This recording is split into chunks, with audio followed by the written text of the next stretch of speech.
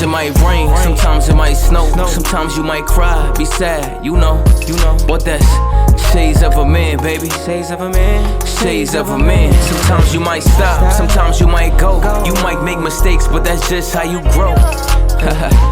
Shades of a man, baby. Shades of a man. Shades of a man. Welcome to another episode of the Shades of a Man podcast. I am your host, Joaquin Hauser, and today I have Destiny Mateo.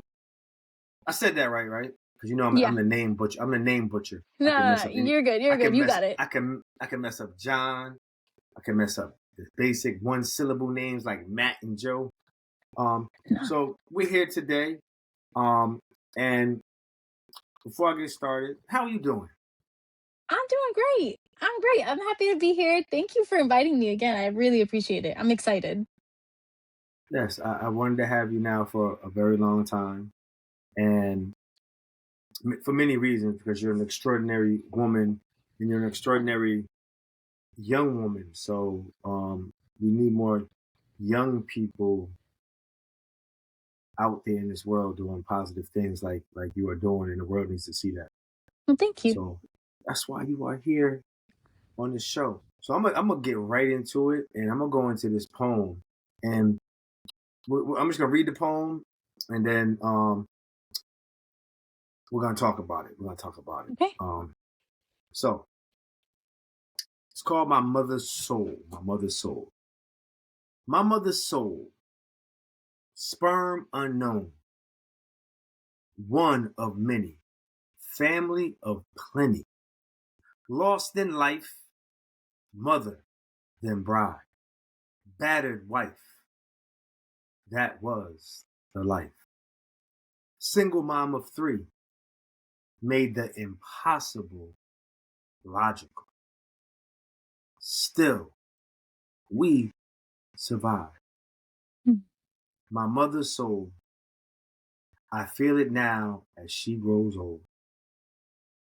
Forever hold her loving mold.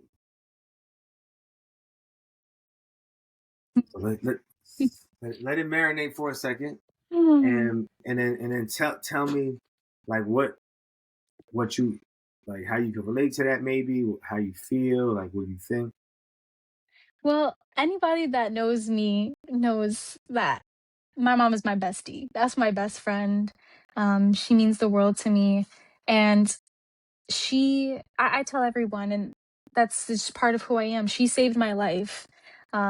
Yes, she gave me life, but she saved my life as well. There were times that she really came to my rescue, and moments where I had no faith, no plan for my future.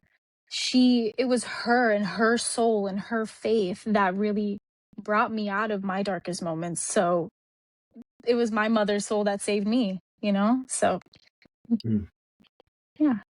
So that poem, I want to get into a lot of things, and this episode is not going to be light by any means. So all you people watching, just buckle up and prepare. Maybe it may cause you may need to call your therapist afterwards. you may need to take a break. You may need to pause because real life, the life we go through, not the life we hide behind, right? Because we can hide behind our traumas, we could hide behind our truths.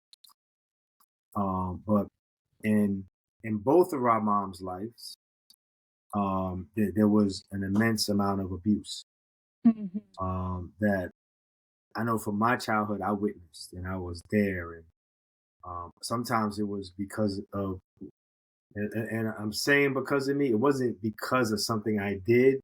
It was because I was being abused. Right. That my mother ended up being abused because she had to intervene. And knowing your mother's story and your story, these are the similarities, and this is why I wanted to have you on the show, because I'm at a whole different stage in my life. I'm 53 to your what, 24?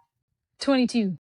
22. Oh wow, I gave you 2 years. I'm sorry. I didn't mean to do that. I didn't mean to give you no more It's years. okay. Right? It's okay. It happens a lot. Okay. And so when you think about that, when I was 22, I had a much different relationship than I have now with my mom. I think Mm, at 22, I think I got arrested for the first time around that time. I think I got kicked out of the house around that time, and I had a lot of animosity towards um, my father and my mother. mhm, Um, my father justified, and it took me a long time to forgive him. My mother was really unjustified, and I'm just so happy that you're at a stage in your life where you have not had that, and it could happen still, right? Because we're human, where you start to rebel against your parents and their shortcomings as parents. mm.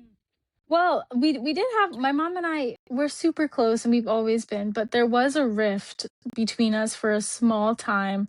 Um, when I was in an abusive relationship actually right out of high school, going into my freshman year of college, um, that had a lot to do with it. Um, but we because of that relationship, we didn't really talk as much. There was a lot of tension there, but she was still there at the end of the day, and yeah, I'll always tell that story. Mm. Yeah. So when as kids, I think what happens is wait, kids, and I say kids because I was an Mhm. adult, but at I didn't start becoming an adult to like 40 something, right? And so we don't realize how much someone does for us. Mhm. We just remember what that we think they should have done. Right. And every day that goes by now, since my mother has returned to Connecticut, and since my mother now lives within my mother lives in my in-law apartment in my house, so we see each other often. Like I just understand how much she sacrificed, how much she loved me, and how much she gave her best effort. And it's normal to fall short a lot of times.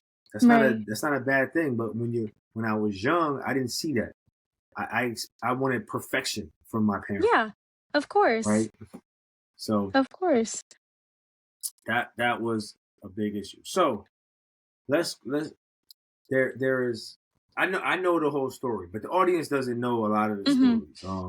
So I'm gonna ask you a question about like what when like why do you like what makes you adore your mother? Let's start there. Why do you adore your mother so much? Well, I'm biased, but I think I have the best mom. She's always been such a doting mother, so attentive. She's always been there, been so present, emotionally present.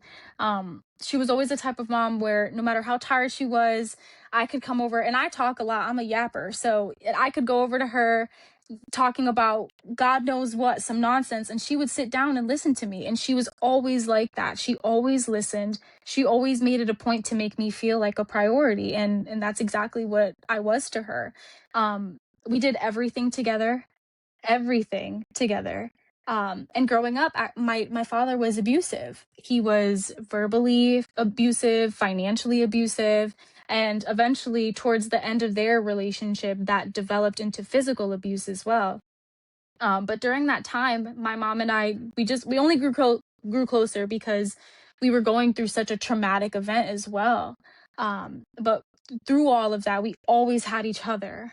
Um, at the height of my father's abuse, I was in my sophomore year of high school, going into junior year. My brother was about to graduate high school, and we were so tired of it. I think the last straw, the biggest event that I remember was him choking my brother. He literally, I remember he had both of his hands around my brother's neck and had him like toes barely touching the floor. And I called my mom and I was just sobbing, crying, and I was terrified because in that moment I thought my dad was going to kill my brother. And I remember it was over asking a question. I don't even remember what the question was about. And it wasn't anything like disrespectful, but my dad just snapped. And so I called my mom and she was at work at the time and she ran home, and that was the last straw for us. And so a few days go by, we're sitting in the car, it's late at night, it's a work night, but we're so tired, we're scared, and we knew that my dad was in a bad mood. And so we're just sitting in the car outside, the three of us, and I looked at my mom, and it's like she felt it coming, but I looked at her and I was like, "We want you to leave dad. Like we can't take this anymore." Um so she divorced my dad. That's exactly what she did. And she's always been that kind of mother to not even question her own needs. She always put our needs above her own, which feels like, well, yeah, duh, of course, a mother should be doing that. But in moments like that, where you don't know where you're going to go, you don't know how you're going to support your children. We had dogs at the time. Like, you don't know what's next. But in that moment, she was guided by faith, and that was it. And it was so hard even after leaving, and my brother went off to college, so then it was really just me and my mom. um the abuse didn't stop there. My dad stalked us and he followed us. We moved literally every single year. I went to 3 different high schools because of that, and he somehow found us. um Through that, we had each other, and it was always just us. um then when I got into right out of high school, I met a boy. I met a boy at my job, and he was so sweet to me. It wasn't like any other male relationship that I had had at the time. He made me feel heard. Like, he actually took the time to listen to me, and he bought me flowers and complimented me and always wanted to talk to me and see me. And I didn't have a car at the time, so he would drive and come see me and bring me anywhere I wanted to go, and just made me feel like I was a princess. And I wasn't used to that. As somebody that grew up with a man like my father, I I felt so spoiled. So I found myself liking him. And when we started dating, it was like as soon as we started dating, everything changed. Um he stopped putting all that effort that he was, um stopped complimenting me. And if anything, like, I found myself wondering what I was doing that made him not want to do these things for me. Like, what else can I do to earn this love from him that he was giving me in the beginning, and now it's just gone? Like, what did I do? um Through that, my mom saw what was happening. She's had her own experiences, so it's like she saw herself in me.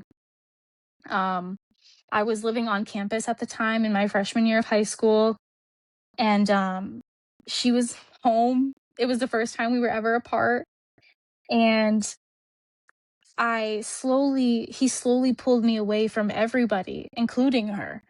And phone calls, every single phone call I had to be on speaker, including my mom. So I couldn't, didn't feel like I could tell her what was happening, because what was happening was in the room, like, I can't talk about it.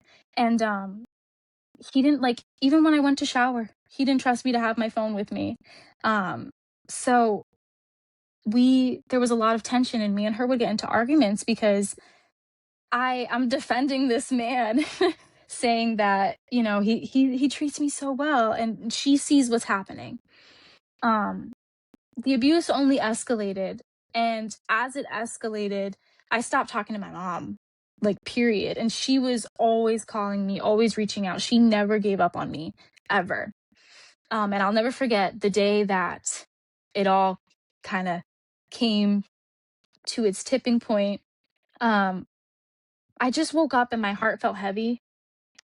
It's like I knew, like, my body knew what was happening. Um, and I was texting my mom that morning, and mind you, like, we at this point we rarely spoke. I'm texting my mom, and it's early in the morning, and I'm telling her, like, I miss you so much. I miss the dogs. Um,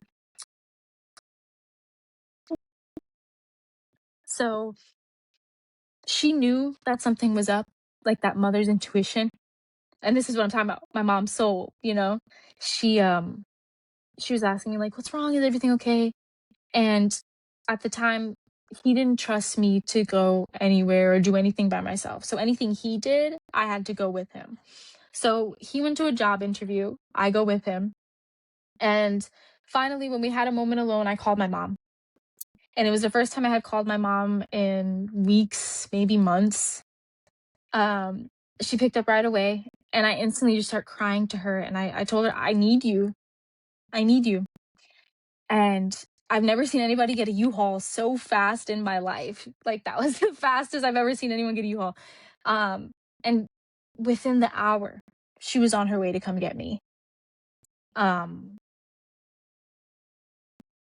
Even he had told me, he was yelling at me, telling me to call her, to tell her that I'm not going home, that I'm staying with him. And I did. I listened to him. I called her.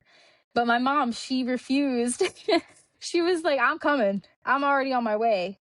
And she came, she got my stuff packed, and she brought me home. And it didn't stop there. It never does. Um, it only got worse. He kept showing up at the house, kept reaching out to me. Um, I was so depressed, so anxious. I was having panic attacks. Um, Through that all, my mom was always there, and she made me go to church every Sunday. Even when I didn't want to, she would wake me up every Sunday, made me go to church.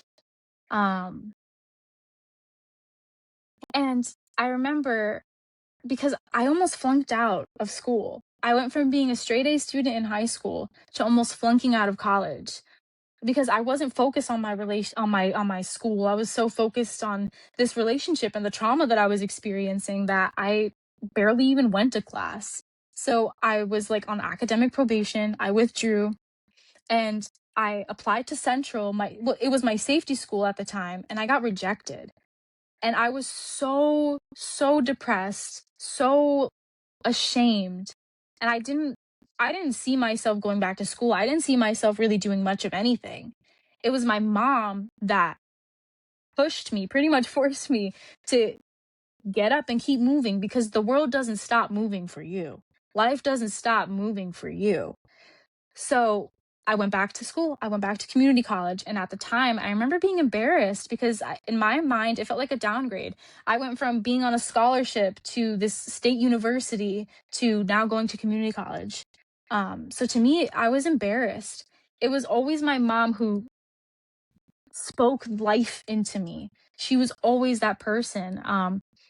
Through her, and I thank God for her. It was through her that I found myself back in church, back to seeking God. It was because of her that I graduated. I'm now going back to school. I'm back at Central, the same place that rejected me. Um, and I'm doing so many things that I never would have imagined I could have done. And it truly is all because of my mom. I am so grateful for her. Um, I see her in everything I do. Um, I go to work and I think of her. We're both in human resources, so that probably has a lot to do with it. But she was always that person that, even when I didn't feel qualified, or I didn't feel like I belonged or like I was worthy, she was always that person that reminded me who I was, whose daughter I was. Um, and so I'm just so thankful for her. She saved my life. Mm, that is a lot. That I didn't expect to get that much information, and not for me because I've heard the stories. I've heard a lot of this, but I want to go back because I want to kind of analyze, unpack some of the information that you gave. So, dad, mom, like as a child, like how old were you when you recognized that maybe something was off? Maybe something wasn't the way it should be. You know, it wasn't until, I would say it was second grade, when I Mm, had my first really traumatic event with my dad, and that was the first moment, like my realization that, oh wow, like this isn't, like, he's really mean. mm, um I was always a daddy's girl up until that point, surprisingly. um I waited for him to come home. Like, I sat by the door and I knew the sound of his truck, and I adored him. I was daddy's girl. I always wanted to be with him, wanted to do everything he did. And it wasn't until second grade when that changed. It was just like a playground accident. I ended up going to the hospital. For a second grader, playground accidents can be pretty, significant. So I was hospitalized. I had an injury to my back. So I ended up losing like an inch of my tailbone, for which for a second grader, that's a very serious injury. When I came home, I could barely walk. So when I'm showering that night, I'm trying to shower, I'm trying to do my best, but I'm in so much pain that my body could barely hold itself upright. So water was just spilling onto the floor. Um, and then I'm getting out the shower, I'm moving slow. It's not like I was in a rush. I'm moving so slow because I'm in pain. So there's just water on the floor. My dad walked in after me, and I'll never forget it. I had just walked into my room. My dad just stepped into the bathroom, and he looked at the floor and he said, "Destiny Marie." And instantly, and everybody knows when your parent says your government name, you're in trouble. But like the way that he said it, I had heard my dad yell at my mom, at my brother. I'd heard him throw things, but none of that anger was ever directed towards me. That was the first moment where him yelling had ever truly, like, my heart dropped to my stomach. And that was the first time I had ever felt that sense of dread and panic. Um, then he took me into the bathroom. He was asking me about the water. I couldn't even explain because he didn't see like his hurting little girl. He saw the mess. And so he took his belt and he beat me on the same back that I had just hurt. And I was only in second grade. So I don't know how old that would have made me. 6, 7, 6, 7, yeah, 8, something about yeah, that, yeah. something around that age. Um, and so that was the first moment where I was like, I truly feared my dad. Yes, you should have like a healthy amount of respect and fear for your parents, but that was the first time I ever truly like feared for my safety with my dad. Mm. Yeah, that's every time I hear that story, I get emotional Mm. because it's a very telling story of like trauma and probably Mhm. lifelong trauma that you will hold on to. So Mhm. 7 to 8 that happens, right? And you live with your father for another what 8 years? Yeah. So during that 8 years, like what it how is life like? Is life like a daily wondering, like come home and kind of is that like living with an alcoholic, or you come home, you kind of look and see if they're drunk or not, to see if you could laugh or Oh, maybe 100%.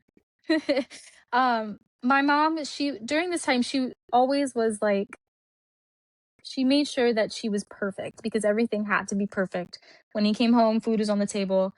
There were times where because my brother was on the first floor, I was in the second.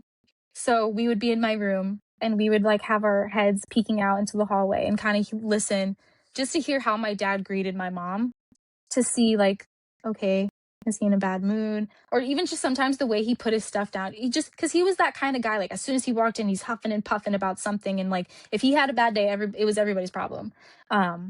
So we would kind of like test the waters. If one of us was home and none of us, and like the rest of us were coming home, so say like my mom and I went shopping and Raul, my brother, is home with my dad, we would text my brother and we'd be like, what kind of mood is he in?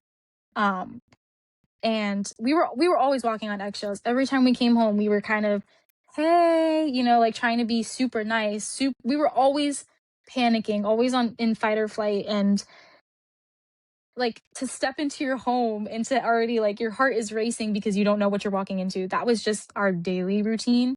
I will say my mom, she kept us busy. We were in sports. We did judo, wrestling, um and so we were always at some practice, always doing something. She always kept us doing something. And it definitely was for the discipline and just for that experience and to keep us healthy and in shape. But a part of it definitely, at least in my opinion, was to get us out of the house, was to give us an outlet so we weren't home all the time and having to deal with the way that my father was. So we were always, always on eggshells around him. Mm. I don't. My dad and my mother split when I was 10, Hmm. and it was the saddest. Like for me, it was this. And my dad did all these mean things, but and my dad, I had some bad beatings, even beyond 10, like when we didn't live together. And but I always just wanted my dad there. I didn't realize the effects of my childhood until like I started to repeat the cycle as an adult, and I couldn't figure out why I was the way I was, and I had to do the deep diving. And and I say that to say that 22, young lady, um, you know, the dad, the model of a dad is such an important figure in a person's life, whether it's a Hmm. boy or a female. Like the dad's supposed to show a woman, to show his daughters how she should be treated. Right. The dad is supposed to, the daughter daddy dance, take like hand you off at the wedding, Hmm. and that right now that doesn't mean that none of this couldn't happen. But where are you, and where is, and does your father know the damage that he's done to you? Like, is this? Are you guys at that level where you're having these discussions, or like where is it at? Um, you know, I go back and forth. I really want to forgive, and I'm big on forgiveness. So I just feel like every time you think about the situation, you have to forgive again. Um, Mm-hmm. so I am still a work in progress. I do talk to my dad, um, not very often. He is the type too where, the phone works both ways. So we talk sometimes. Um, he won't acknowledge what he did. He won't take accountability for it. We might have had one conversation where maybe he was like, "Okay, yeah, I can see how that was a little rough." But there was never like any apology. Um Anytime I bring it up, it's as if he just doesn't remember it. And to him, cuz probably it was just like another Tuesday. And for me it was a traumatic life event. So he just I don't see us getting super close anymore. Um Do I still think about those, like, daddy-daughter dances? Absolutely. I used to be a daddy's girl for the first portion of my life, and, it's tough because it's like I do have love for my dad. Um, in a weird way, I'm grateful for the experiences that I had because it has shaped me into who I am today. Um, but he refuses to go to therapy. I've offered to go to counseling with him, and that's just not something that he wants to do. And at a certain point, there has to be healing on both sides. Um, and the conversations just don't happen. Even if I try to make it happen or try to bring something up, it's just not a productive conversation. Or he still gets upset. He still gets angry, and I'm at the point where I refuse to let him have that kind of control over me and my emotions. I still struggle. I still struggle sometimes. I still get upset, but I'm not going to argue.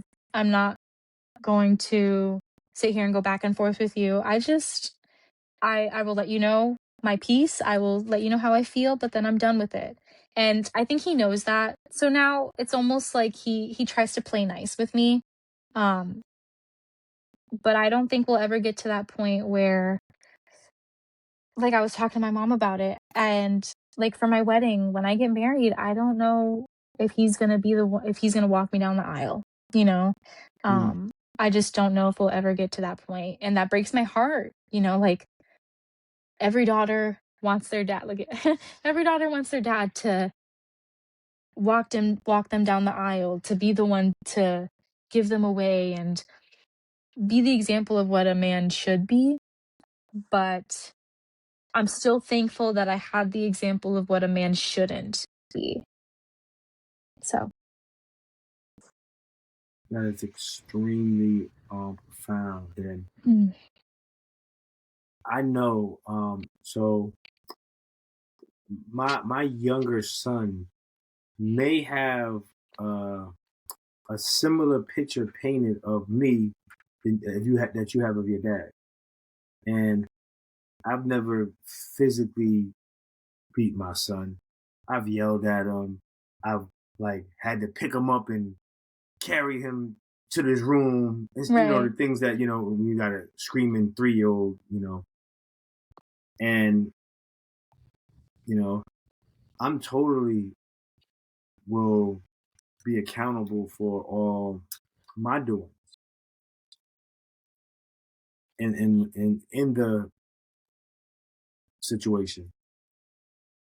And what I do think, because then I look at my father, and my father's similar to your father, where like there's like I don't think he's ever apologized about anything. Like when confronted, is either it's a cover up. And but my dad is an alcoholic, drug abuser, and I believe he's maxed everything, and I don't know your dad's, you know, addictions, if he has any or whatever, but I do believe that, there's a possibility that a lot of the things that happen, he doesn't remember, Mm, because yeah. anger and rage, like it, they become forgetful memories. Like when you lose it, like now the new word is crash out, right? Yeah. When you Yeah. crash out, you kind of forget what just happened. Mhm.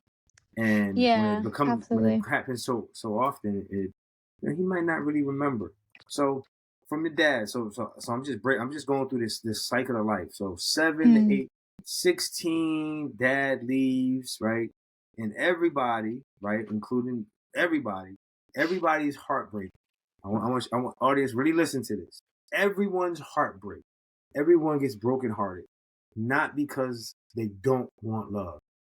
Is the search of it, the search to feel love, to have that emotion, to feel love. So you have that first boyfriend. So this is so much. 7 to 8, the first recognition that something's not right. mm, Eggshells for the next 8 years, and then shortly after your dad leaves, within the first 2 years, maybe you find yourself in a situation with this boy. That that is a lot of that's a lot for a young person. yeah. And where I just want people to recognize that life doesn't stop just because we have all these things. You almost failed out of school, Mhm. all these things, and right now at age 22, like tell me about your degrees, tell me about where you're at right now, tell me about everything that's going on right now, like where you stand as a person. Yeah. Um, so right now I hold an Associates of Arts in Business Administration. I am pursuing my bachelor's in business as well as a minor in psychological science. I work full time as a human resources coordinator and recruiter for a nonprofit that I love. And I am still working, so going to school. The goal is to open a nonprofit to help support survivors of domestic violence. And I go to various schools, I go to classes. I actually was just at one last night at Eastern, and I talk about my story, I talk about where I've come from, the things I've been through, and I just reinforce that message to people that you are never alone.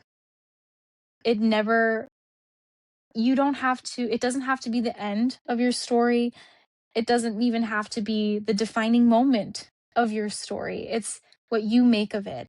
And it sounds so cliche, but it truly is day by day. You know, just at the very least being thankful for one thing, even if that is just waking up, you know? Um, and so yeah, that's me.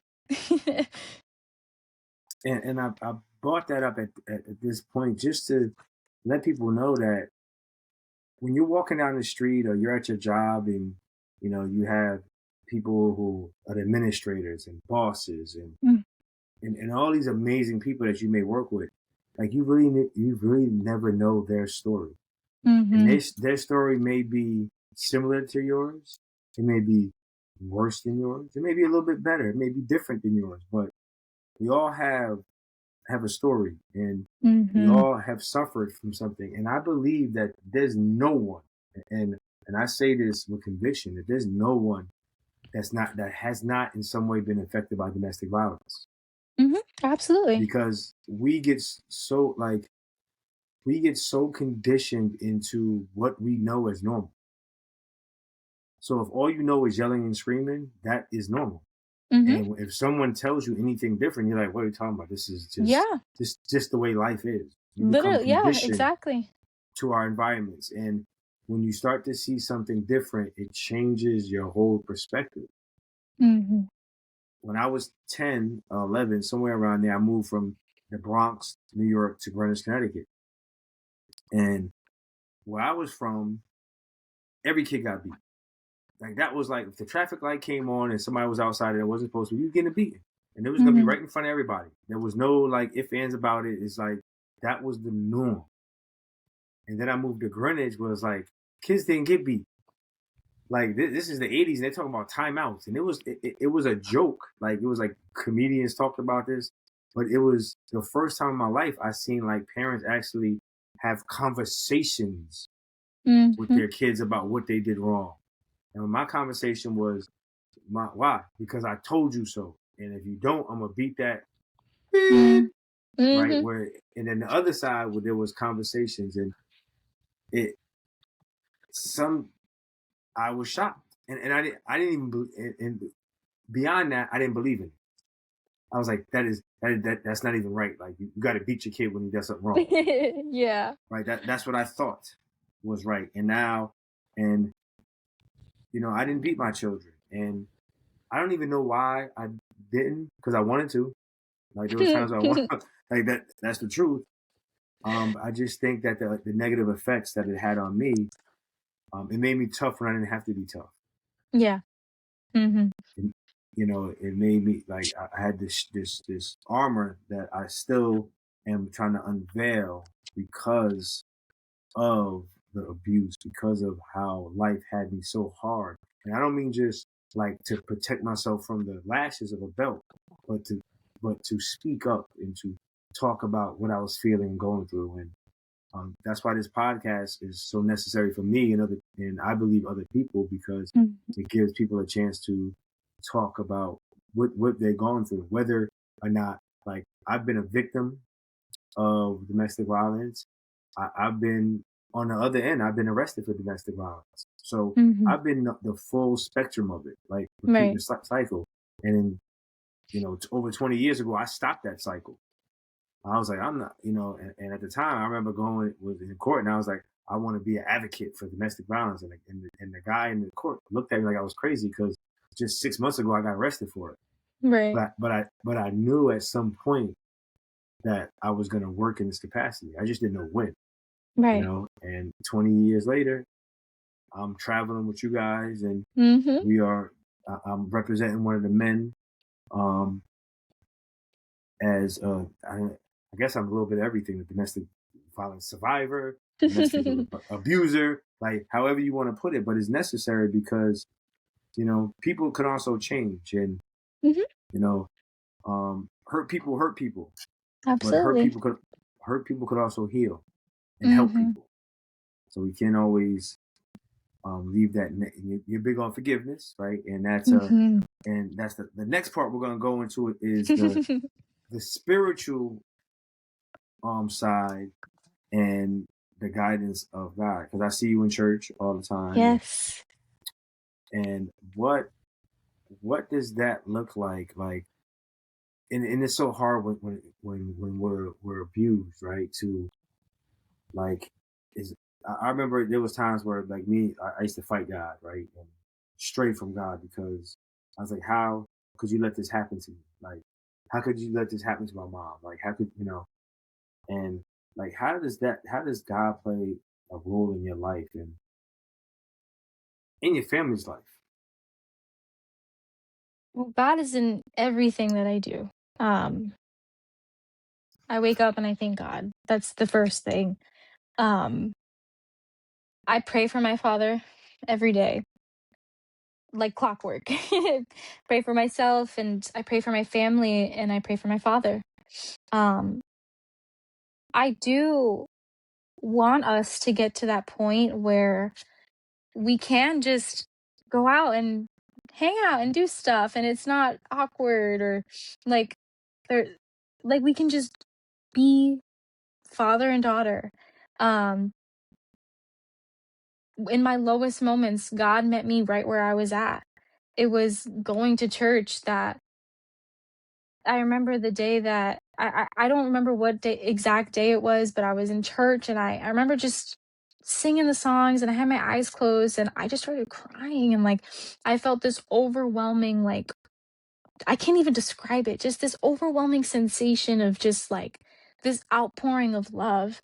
And I just started crying and ever since then I've just been on fire for God.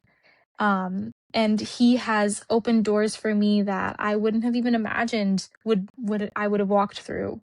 Um, that's why I say in a weird way I am grateful for the experience I had with my dad because now through my story, through my testimony, I have the privilege and the blessing of being able to go and speak to classes and go and speak to students and other peers and let them know that this is what I went through. This is where I'm at. Look at how good God is. And I truly believe that. And it do I have my moments where I'm frustrated and I'm like, God, why? Absolutely. Absolutely. But I still go to him for everything because God knows what you're feeling. God knows your heart and he knows you. So when I talk to God, I talk to him like how I talk to you. Like I involve God in everything I do. And it's because of that that I've been able to heal so much. I'm still healing. I still have a long way to go. Um, but I do have that faith that I will get to that point that I want to be at because I'm at a point where I never would have even imagined being at 2, 3 years ago. So I can't even imagine what God is going to do and how God is going to move in the next 2 or 3 years, you know? So I just pray for my father and I pray for our relationship. And I pray that he makes a relationship and has a relationship with God. That would be the best thing ever, the biggest blessing ever. I would love to go to church with my father. I invite my dad to church. I invited him to church last time I spoke to him. Um, and I'm still waiting on the yes, but I will ask him every single time I see him and he knows I'm going to ask him every time I see him. And even if he doesn't say it back, I always say, God bless you. I always let him know that I'm praying for him. And I'm not going to stop. So, Yeah, and my dad as well. My grandfather was big in the church, and mm, so it was my grandfather, my dad, me, right? And my grandfather used to take me to church, and as a kid, you don't really want to go to church. Like there's reasons why you go to church, like, mm-hmm.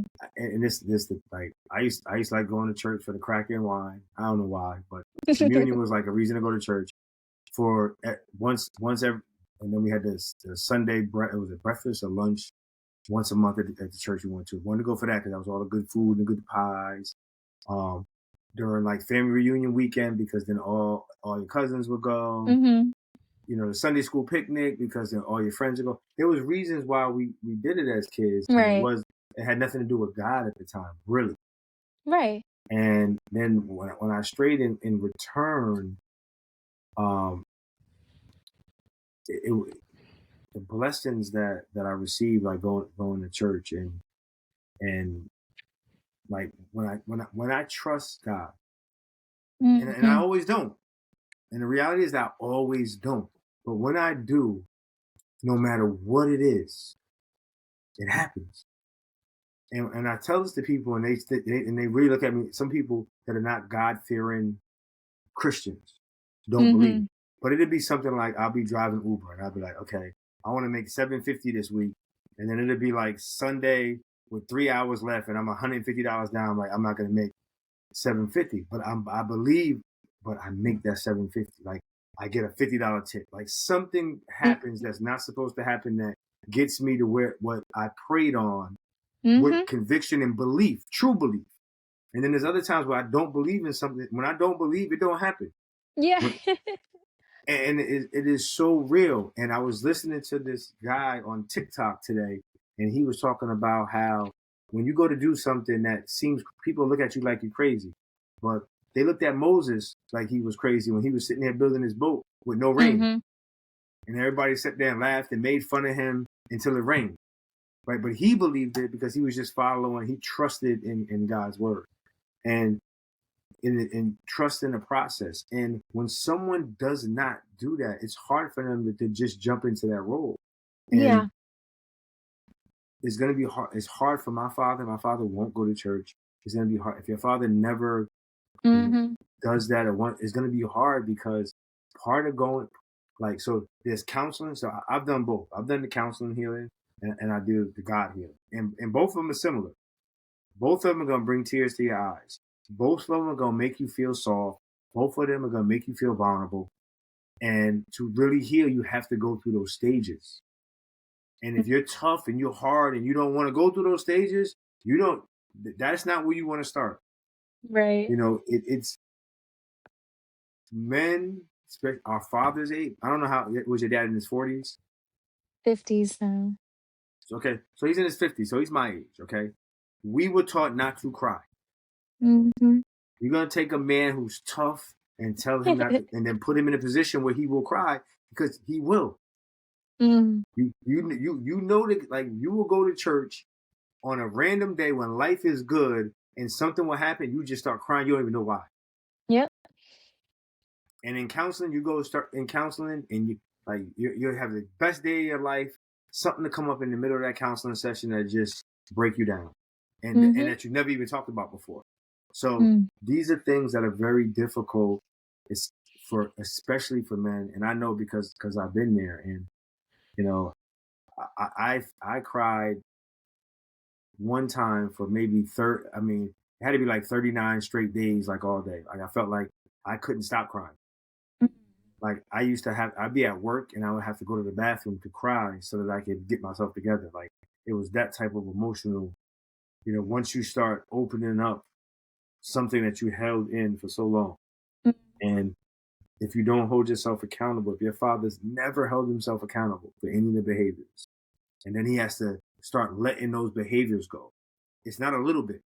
It's not like he's been working on himself and then one day he had a setback. Right. This is all the way back. Mm.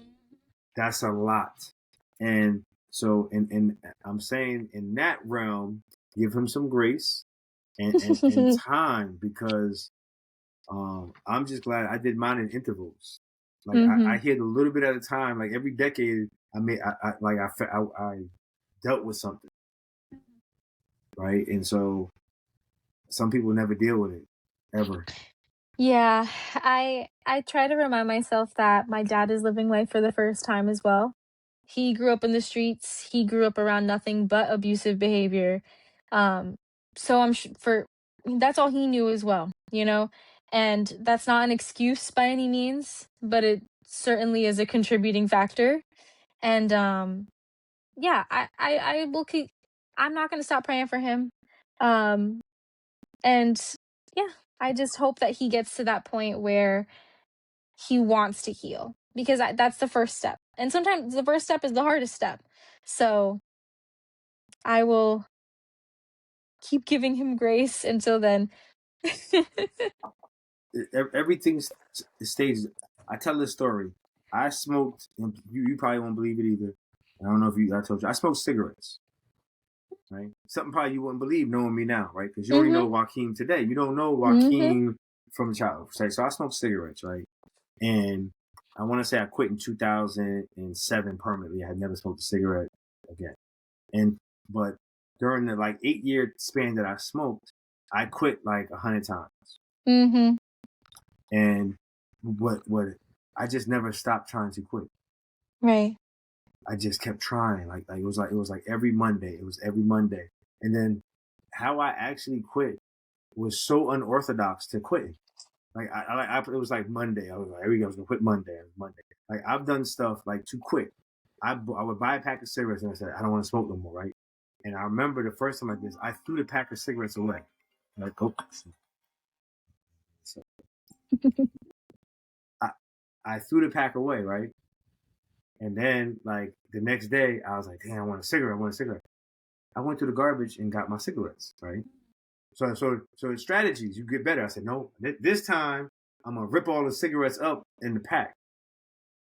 And I did that.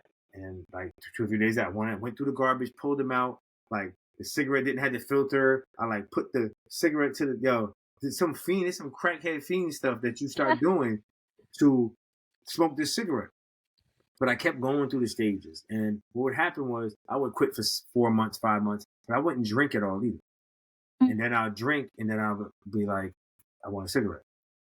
Mhm. So one random like Thursday, like at like 8 in the morning, I was on vacation and I was somewhere where no one smoked. So I was like, I'm not bringing no cigarettes.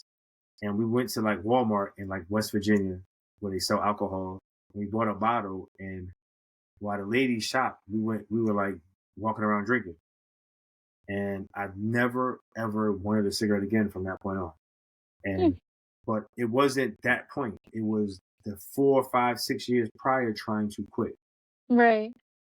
that accumulated into me finally getting over that hump. And but you gotta you gotta put that foot forward first Mhm. in order to. And I quit a lot of different things. Most recently, watching porn, right?